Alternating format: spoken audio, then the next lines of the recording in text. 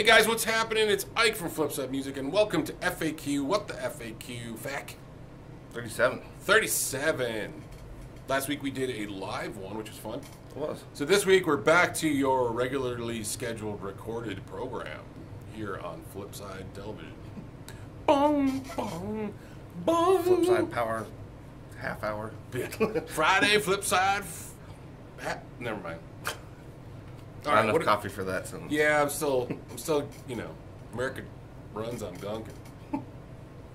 Dunkin'. I can clearly tell that I haven't had enough coffee yet. But yeah, so let's just jump right into it. Questions, I don't even know what they are. So here we go. Question one. Apparently, Colin James had a pretty lengthy discussion about how important and how often it is for guitarists to understand how to read sheet music, and if it's keeping a lot of gigging guitarists down because they can't, or vice versa. I know a lot of guitar players that do not know how to read music. Yeah, and I was just going to say, the main heart of his question is basically, how common do you think it is for guitarists not to be able to read sheet music? Do you think it varies by genre? Because he says he thinks that the average rock guitarist can't read sheet music, whereas the average jazz guy probably can. And I think he's probably onto something. Yeah, I would say. So I would say most rock players, most blues players. Yeah. And there's a lot of players in general, and a lot of indie players. I would say. Yeah, I don't think that they read notation. Right. I don't, because they're not trained that way. A lot of guys just grab guitars, they start playing, they learn some chords, they learn what chords go with what, then they learn, your scales and stuff like that. So they kind of know where and what they're doing, but they may not know it exactly, on a almost piece of say sheet music. That most may be guitar more players difficult. probably stop at reading rhythms. That's about as far as a lot of them get, and that's I wouldn't say that's as far as you need to go, but it's probably as far as a lot of people get, because I feel like I kind of stopped there, just being able to read the rhythm, and I can read sheet music if I just can't read it on the fly. Right, and I think that's a skill. Yeah. That's a huge skill to be able to read it and know exactly where you're at. Right, and go along with it and be kind of ahead of it. But I think there's shortcuts to that too, like the Nashville number system. Yeah. Or you're playing a 1-4-5. You're going to play this. It's a a compound turnaround, Yeah. or it's a that and it's a this, and we're going to vamp on this. And I think a lot of times it's the number system is used a lot because it could easily be transposed to different keys. It's just the number, and I don't know. I've seen plenty. That's the way I've learned stuff. It wasn't looking at music. It was like, hey, here's a chart. Here's the chorus. Here's the here's the chords for the chorus, here's the chords for the bridge, here's the chords for, Yeah, and I would say sometimes interludes. there's some interpretation left for guitar players, whereas maybe other instruments don't always have that. Well, you could play an arpeggio the same spot you could play a chord, depending on how long you're letting things. I think horn players, stuff like horn players though, that the timing's got to be exactly right. So a lot of those guys are probably learning more from notated music. Whereas guitar players, you can just kind of grab it and ring, bling, Well, bling. I think, and that's what happens is that they don't get that far. Even piano players, we have tablature too. Well, I was just gonna say, tab makes it really easy. It's a shortcut for guitar players, but I think at the same time, tab communicates some things that are difficult to communicate in standard notation. Because there's a lot of inflection stuff that I feel like is easier to decipher. Yeah, it's easier to decipher on tab than it is on sheet music. Standard sheet music. Now, I would also, go ahead. I was going to say, I'd provide a counterpoint. Most of the people I've ever met that can read sheet music can't remember shit. They can't remember what they need to play. If they don't have the sheet music, they don't have it there. They can't remember the whole thing. Whereas a lot of guitar players I've met that are not formally trained, they have to remember everything. Yeah. And now, so that goes to the other part of the question. Does that hold people back? Does that hold guitar players back? I don't think it's going to hold you back as far as you're playing. Yeah, maybe if you wanted to be a session guy, it'd be kind of impossible to do that job without being. There again, I think Nashville number system kind of thing. Well, that's true too. I think there's guys. It's a different, It's a different thing, and I think they're going to hand them that instead of a sheet music. No one's, you know what I mean? So I think, depending, it may. If you're trying to go for the symphony orchestra, Yeah, for sure. Yeah. you need to Yeah. You need it. You're going to have to have it. And I feel like there's some jazz guys I've met here, especially that are super well educated in that, and that's what they rely on. And then I've met the other guys that can play almost anything from ear, but can't read notation worth anything. So I think there's also those two camps too, like the ear training guys versus, the sheet. And like I said, I think the memory thing's the biggest thing I've ever run into with people that do know how to read sheet music, that they rely on it so much that they don't remember exactly what they're supposed to play. You're just reading it like you're reading a book. Right. And it's like kind of in and out. Yeah, you don't have to remember the book. You just have to read it. So I hope that answers the question. Yeah. Question. Colin James had another one. I basically grabbed a few questions from the week previous just because we missed a few. Stuff in there. Because he also mentioned, somebody else mentioned about Rochester Penny Arcade. And stuff like that. And I spent plenty of time there. Garbage plates. Yeah, good stuff. Fabled garbage plate. Oh, it's so good. We got to make those. I'll make those one day for you. Yeah. Oh, your sauce was awesome, by the way. Sorry, I forgot to tell you. I had to get some real pasta because I just had like shitty, like healthy pasta, so I had to get real pasta for it. Don't waste that sauce on shitty pasta. Yeah, it's good, right? It was good. I told you. Deliciable. Yeah. See, Dylan hasn't had like real. I haven't been around real Italian. Real pasta sauce, like for real stuff. So I made some. I made Sunday sauce for you. I also made regular pasta sauce too. So you actually got to have really good stuff instead of. Yeah, and the tomatoes definitely make or break it. Oh yeah, those are the good ones. Yeah. If you're making good pasta sauce, use Alto Cucinas. Alto Cucinas. They're the best. There you go.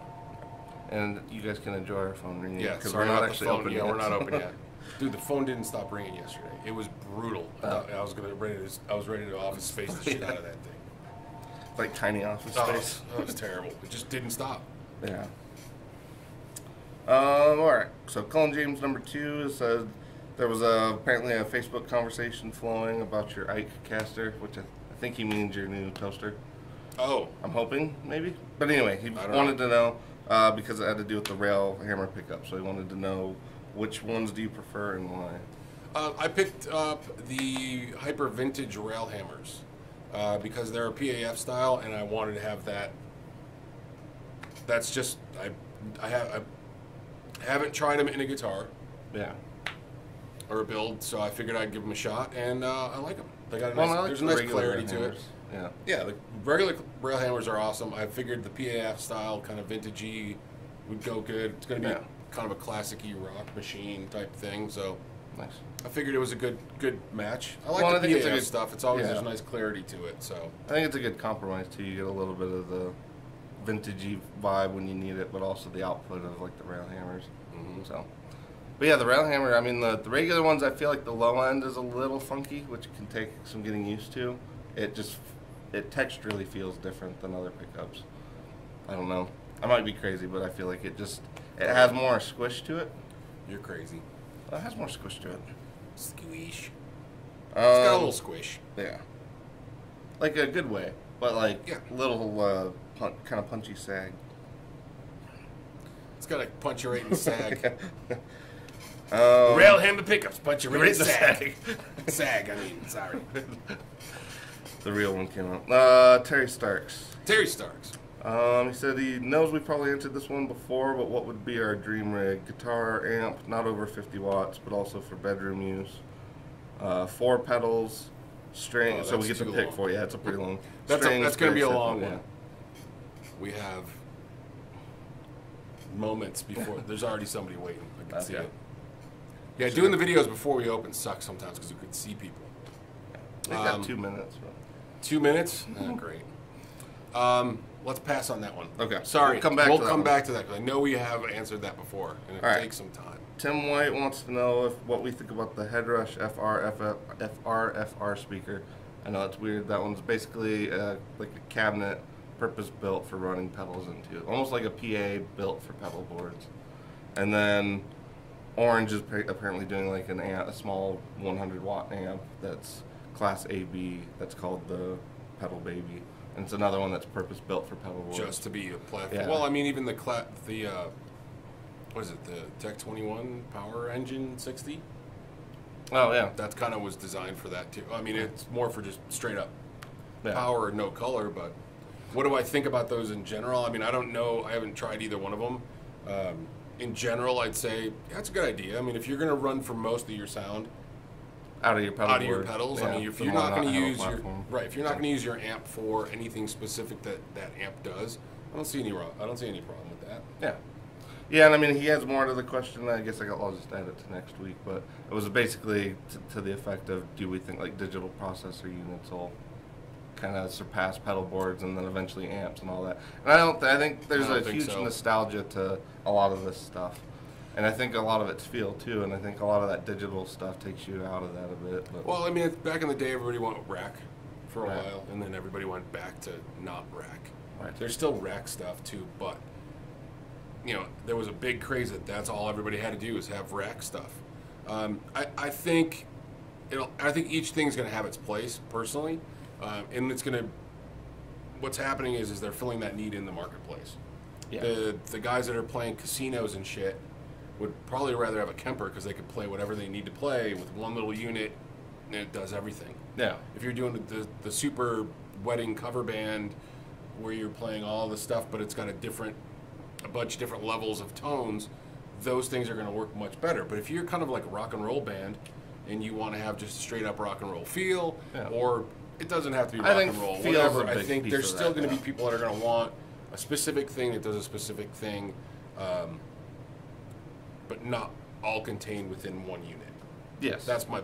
Yeah, and some people hate menu diving. Like, I'm one of those. I hate the digital menu stuff. Like, there's a lot of pedals we have that are awesome and they sound great, but I don't think I would personally use it because it takes me out of the feeling of it, having to dive into this weird digital menu, where I would rather just twist a knob and hear one-to-one what I'm going to get, but I don't know. Too many buttons. I get turned off by too many buttons in the thing. I'll grab the door and see if we get rated. See. We may or may not. I think that dude's waiting for us.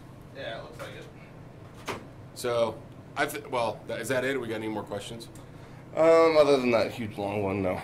I'd say we're going to come back to the island question because I know that we've answered that before. Yeah, that doesn't. And that one might take a while anyway because. And he threw some like curveballs in there in terms of strings and all that, so very specific. All right, we're gonna have to that'll be the first one we'll answer on the next one. Yeah, first one on the next one. First one on the next one because we got somebody coming in. That's good stuff, right? Yeah. So thanks, guys. We appreciate you watching. Watching. Ask us a question. We'll give you some kind of answer. We'll give you some answer. It may or may not reflect an accurate depiction of whatever thing you were concerned about, or even a rational thought. So right. All right. So we'll catch you guys on the flip side. There you go. Perfect timing. You're on the Dr. Phil show.